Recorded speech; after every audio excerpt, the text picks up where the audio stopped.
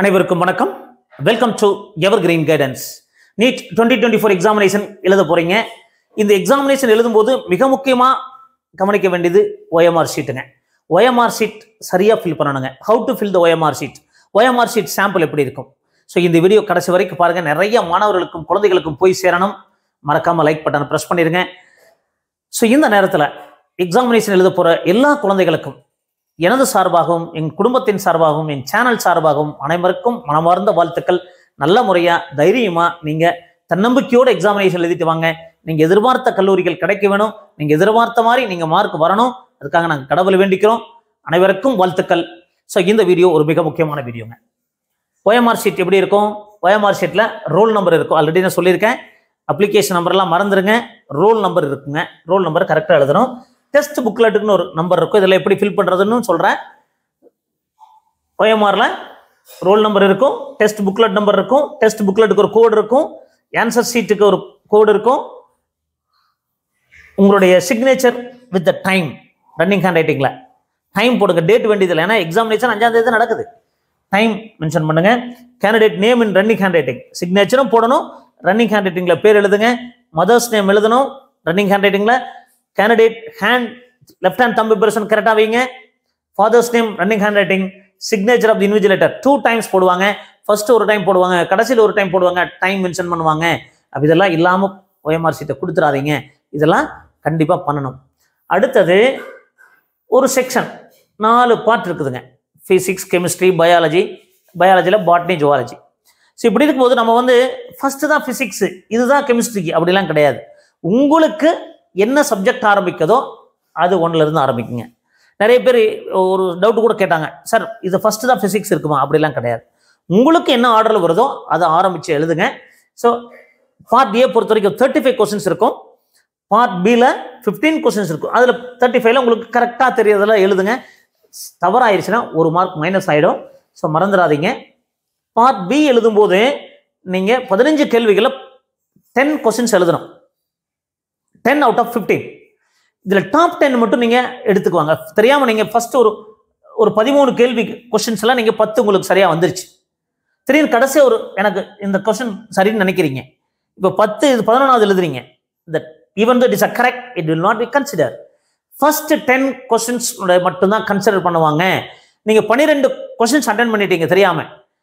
ஆனால் அந்த 11 and 12 சரியான ஆன்சர் தான். ஆனால் ஃபர்ஸ்ட் 10 will be evaluated. இது தெளிவாக புரிஞ்சுக்குங்க. இதில் மிஸ்டேக் பண்ணிடாதீங்க. அப்போ how to fill the OMR sheets. So அதை நீங்கள் தெளிவாக பார்த்துடலாம். ஸோ பொறுமையாக கடைசி வரைக்கும் பாருங்க. ஸோ OMR ஷீட் எப்படி ஃபில் பண்ணுறது அப்படிங்கிறத பார்த்துடலாம். So OMR sheet, how to fill the OMR sheets. So OMR sheet அப்படிங்கிறது இது ரொம்ப ரொம்ப கவனமாக இருக்கணும். ஏன்னா கம்ப்யூட்டர் சாஃப்ட்வேர் எவாலுவேட் பண்ணுறதுனால வெரி சென்சிட்டிவ். அதை டேமேஜ் பண்ணிடாதீங்க.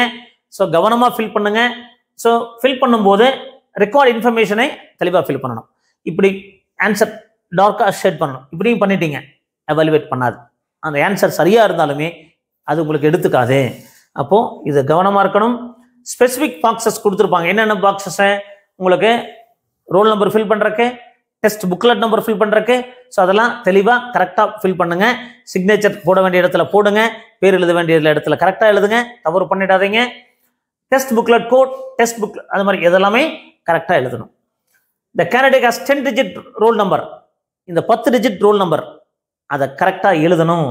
எப்படி எழுதுறதுன்னு சொல்லியிருக்காங்க பாருங்க. 9, 8. ஆனால் தமிழ்நாட்டை பொறுத்த வரைக்கும் 4ல் ஆரம்பிக்கும். 410. கரெக்டாக இந்த நம்பரை ஃபர்ஸ்ட் பொறுமையாக எழுதுங்க. அது நேர் கரெக்டாக ஷேட் பண்ணுங்க. 9 எடுத்துட்டு 0ல் ஷேட் பண்ணிடக்கூடாது. அப்போ ஷேடிங் வெரி வெரி இம்பார்ட்டன்ட். எப்படி ஷேட் பண்ணணும், எப்படி ஷேட் பண்ணக்கூடாது, இப்படி பண்ணக்கூடாதுங்க. பாதி விட்டுட்டு பண்ணக்கூடாது. ஃபுல் டார்க்னஸோட ஷேட் பண்ணணும். இப்படி பண்ணீங்கன்னா மேபி சென்சிட்டிவ்னால எடுத்துக்காகவும் போகலாம். உங்கள் ஆன்சர் சரியாக இருந்தாலும் மார்க் வரக்காம இல்லாமலும் போகிறக்கு வாய்ப்பு இருக்குதுங்க. அப்போது test booklet number, test booklet நம்பரை என்டர் பண்ணணும். ஃபார் எக்ஸாம்பிள் கொடுத்துருக்காங்க. 3னா 3ல ஷேட் பண்ணுங்க. 5னா 5ல ஷேட். உங்களுக்கு என்ன புக்லெட் நம்பர் வந்திருக்கோ அந்த புக்லெட் நம்பரை என்டர் பண்ணிட்டு கரெக்டாக ஷேட் பண்ணுங்க. ஷேட் பண்ணும்போது தவறு பண்ணிடாதீங்க. அதே மாதிரி candidate name in running hand writing, father's name ரூபானா கேபிட்டல் RUPA எழுதாதீங்க. ஃபர்ஸ்ட் லெட்டர் கேபிட்டல், மீதி ரன்னிங் ஹேண்ட் ரைட்டிங் ஸ்மால் லெட்டரில் நீங்கள் எழுதுங்க. இந்த டெஸ்ட் 3 hours 20 minutes இருக்கும். ஸோ அதை நீங்கள் பார்த்துக்குங்க. ஸோ இந்த மாதிரி ஷேட் பண்ணக்கூடாது, இதுதான் கரெக்ட். அதே மாதிரி டபுள் ஷேடிங் பண்ணிடாதீங்க. டபுள் ஷேடிங் பண்ணீங்கன்னா even though it is a correct answer, இங்கேயும் ஷேட் பண்ணிட்டீங்க, ஆன்சர் எடுத்துக்காது. அப்போ double shading is not considered.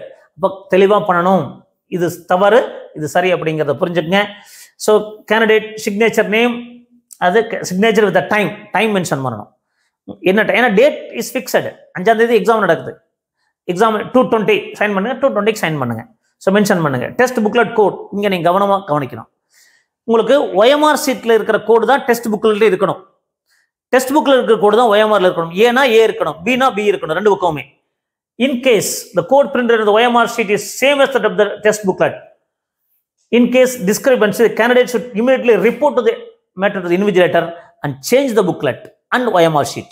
அது OMR sheetல ஒரு கோட் நம்பரும் டெஸ்ட் புக்லெட்ல ஒரு கோட் நம்பரும் இருக்கக்கூடாது.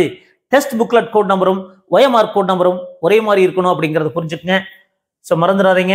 ஸோ இந்த மாதிரி ஒரு OMR ஷீட் சாம்பிளுக்கு நாங்கள் பண்ணுறோம். ஸோ அதை எப்படி நீங்கள் ஃபில் பண்ணுறது அப்படின்னு பாருங்க. ஃபார் எக்ஸாம்பிள் ஒரு எடுத்துக்காட்டுக்கு சொல்கிறோம். ஸோ 410 அப்படின்னு எடுத்துக்காட்டுக்கு எடுத்துக்கோங்க. 4 கரெக்டாக ஷேட் பண்ணுங்க, full shading is required. So இந்த மாதிரி ஷேட் பண்ணணும், டார்க்காக ஃபுல்லாக ஷேட் பண்ணுங்க. 1னா 1 தெளிவாக ஷேட் பண்ணுங்க, இதில் மிஸ்டேக் பண்ணிடாதீங்க. ஃபுல் டார்க்கில் ஷேட் பண்ணுங்க. 1 0 இந்த 0 9 ஒரே மாதிரி இருக்கும், தெரியாமல் 9ல் ஷேட் பண்ணிடாதீங்க. இப்போ ஒரு எடுத்துக்காட்டுக்கு நான் சொல்கிறேன், இந்த மாதிரி மிஸ்டேக்ஸ் எல்லாம் காமன் மிஸ்டேக்ஸ் வர வாய்ப்புகள் இருக்கும். ஸோ கொஸ்டின் நம்பர்லையும் பார்த்தீங்கன்னா ஆன்சர் நீங்கள் எழுதுறீங்க, ஆன்சர் எழுதும்போது கரெக்டாக பார்த்து ஷேட் பண்ணுங்கள். 3னா இப்படி பண்ணி விட்டுறக்கூடாது. You must make full dark. அதே மாதிரி இங்கே இப்படி பண்ணிவிட்டு தெரியாதனமாக இன்னொன்னையும் டச் பண்ணி விட்ருவீங்க பாதி இப்படி. இது தவறு. அவசரத்தில் உன்னை டச் பண்ணிட்டு இன்னொருலையும் ஷேட் பண்ணிங்கன்னா எவாலுவேட் ஆகாது. அப்போது இதெல்லாம் ரொம்ப கவனமாக இருக்கணும். டெஸ்ட் புக்லெட் நம்பர் எழுதணும். ஸோ இது மட்டும் கிடையாதுங்க, மிக முக்கியமாக கவனிக்க வேண்டியது. ஃபார் எக்ஸாம்பிள் நீங்கள் 101 ஆன்சர் இஸ் 4. ஆனால் நீங்கள் என்ன பண்ணுவீங்க, 111 போய் ஷேட் பண்ணிடுவாங்க தெரியாமல் இப்படி. சம்டைம்ஸ் இது மாதிரி நடக்கிறதுக்கு வாய்ப்புகள் இருக்கும். 157 167 5க்கு 6 157 அப்படிங்கிறக்கு நீங்கள் 157க்கு ஆன்சர் 1, ஆனால் நீங்கள் என்ன பண்ணுவீங்க 167ல் கொண்டு போய் ஆன்சர் 1 ஷேட் பண்ணிடுவீங்க. ஸோ இந்த மாதிரி தவறு வரக்கு வாய்ப்பு இருக்கும். அப்போது அந்த டிஜிட்டை கரெக்டாக எந்த கொஸ்டின் நம்பர்னு செக் பண்ணி அதுக்கு நேர் கரெக்டாக ஷேட் பண்ணுங்க. ஸோ அதை தவறு பண்ணிடுறாங்க. இது நார்மலாக காமனாக வரக்கூடிய மிஸ்டேக்ஸ். கொஸ்டின் நம்பர் நேர் சம்டைம்ஸ் என்ன ஸ்டூடெண்ட்ஸ் பண்ணாங்க ஒரு டைம் எல்லாம் பார்த்தீங்கன்னா, ஃபஸ்ட்டு ஒரு 10 கொஸ்டின் அப்படியே மாற்றி போய் அப்படியே 10 கேள்விக்கு தவறாக எழுதிட்டாங்க. அப்போ இந்த மாதிரி தவறு நடந்துடக்கூடாதுங்கிறக்காக தான் இந்த வீடியோ. மறக்காமல் எல்லாருக்கும் லைக் பண்ணி ஷேர் பண்ணுங்கள். ஸோ இந்த டெஃபினட்டாக இந்த வீடியோ உங்களுக்கு ஹெல்ப்ஃபுல்லாக இருக்கும்னு நினைக்கிறேன். ஸோ என்ன காரணம் அப்படின்னா, இந்த OMR ஷீட் அப்படிங்கிறது ரொம்ப இந்த மாதிரி டெஸ்ட் புக்லெட்டு. ஸோ இங்கே தான் சொல்கிறேன் பாருங்க. ஃபார் எக்ஸாம்பிள் இங்கே நீங்கள் ஆன்சர் ஷேட் பண்ணும்போது ஸோ என்ன மாதிரி மிஸ்டேக்ஸ் வர காமனாக வாய்ப்பு இருக்குன்னு பார்த்தீங்கன்னா, நீங்கள் இந்த மாதிரி ஒரு கொஸ்டின் எழுதுறீங்க. 2 3 4 5 6 7 8 9 10 எழுதிட்டீங்க, 10 கேள்வி எழுதிட்டீங்க. திடீர்னு இப்போ 11 இது கரெக்டுன்னு நினைக்கிறீங்க, இங்கே போய் ஷேட் பண்ணுறீங்க, இது கரெக்டு தான், எல்லாம் ஷேட் பண்ணிட்டீங்க, 10மே கரெக்டாக ஷேட் பண்ணிட்டீங்க. அவசரமாக உங்களுக்கு ஷேட் பண்ணி காட்டியிருக்கேன். ஸோ இப்போ இந்த ஆன்சர் எடுத்துக்க மாட்டாங்க, ஏன்னா first 10 will be consider. First இப்போ திருப்பி இங்கே ஒன்று நீங்கள் இது சரின்னு நினைக்கிறீங்க, எடுத்துக்காட்டுக்கு தான் ஒரு ஆர்டர். அப்போது ஃபர்ஸ்ட் 10 வில் பி கன்சிடர். அப்போது இதில் பொறுமையாக பண்ண வேண்டிய சுச்சுவேஷனில் இருக்கீங்க. பார்ட் பியை பொறுத்த வரைக்கும் அனாலிட்டிக்கலாக இருந்தது அப்படின்னா நீங்கள் பொறுமையாக பண்ணுங்கள், தவறு பண்ணிடாதீங்க. அப்போது இந்த வீடியோ டெஃபினட்டாக உங்களுக்கு ஹெல்ப்ஃபுல்லாக இருக்கும். ஸோ இந்த மாதிரி மற்ற டீட்டெயில்ஸ் எல்லாம் கரெக்டாக ஃபில் பண்ணி சிக்னேச்சர் எல்லாமே கரெக்டாக பண்ணுங்கள், தவறு பண்ணிடாதீங்க. ஸோ மீண்டும் ஒரு முறை சொல்கிறேன், ஸோ இதெல்லாம் கரெக்டாக தெளிவாக பண்ணுங்கள், இந்த மாதிரி பண்ணிடாதீங்க, இது தவறு. பாதி ஷேட் பண்ணக்கூடாது, பொறுமையாக பண்ணுங்கள், ரன்னிங் ஹேண்ட் ரைட்டிங்கில் இருக்கணும், shading must be very clear. So this is wrong, this is right அப்படிங்கிறத புரிஞ்சுக்குங்க. ஸோ இந்த மாதிரி நிறைய வீடியோக்கள் பதிவு பண்ணிட்டு இருப்போம். எங்கள் வீடியோஸ் எல்லாம் பிடிச்சிருந்தா மறக்காமல் லைக் பண்ணி ஷேர் பண்ணுங்கள். நீங்கள் நல்ல முறையை எக்ஸாமினேஷன் எழுதணும், நம்பிக்கையோடும் கான்ஃபிடென்ட்டாக நீங்கள் எக்ஸாம் எழுதிட்டு வாங்க. எங்கள் சேனல் சார்பாகவும் எனது குடும்பத்தின் சார்பாகவும் எனது சார்பாகவும் மீண்டும் ஒரு முறை மனமார்ந்த வாழ்த்துக்களை தெரிவித்துக் கொள்கிறேன். நன்றி, வணக்கம்.